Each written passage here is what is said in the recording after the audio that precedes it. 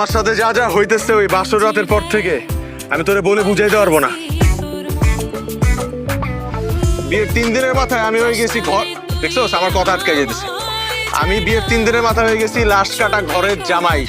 আমার সিচুয়েশনটা চিন্তা কর ভাই। আমার সাফ সাফ কথা, হয় আমি জীবন রাখবো নাহলে এই জীবন আমি শেষ করে ফেলাবো।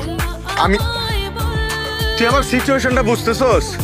পাগল হয়ে যেতেছি আমি, পাগল মেন্টাল পেশেন্ট হয়ে যেতেছি আমি।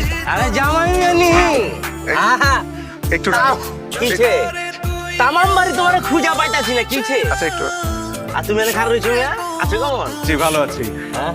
আপনাকে তো চিনতে পারলাম না, আপনি নিশ্চয়ই আমার শ্বশুর বাড়ির ফ্যামিলির কেউ। আই হ্যাঁ জামাই হলো কথা জিগাইলা আমার পরিচয় দেয় কেউ মুই না? জি না।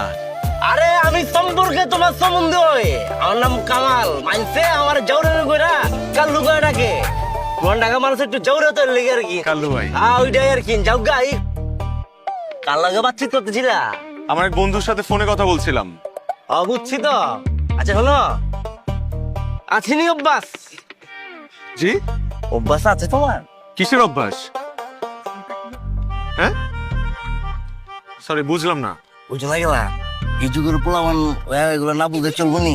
লাল নীল পানি বুঝলাম না আসলে কি বোঝাতে যাচ্ছে। মাল খাও না কাক মদ বুঝো না গেলা অভ্যাসটা করে শর্মের কিছু নাই তো। পিরিমেন্ট তো আমরা রাইতে ব্যবস্থা করে আলম নি দুজন মিলে আরামসে বইবার ছাদে খামুনি।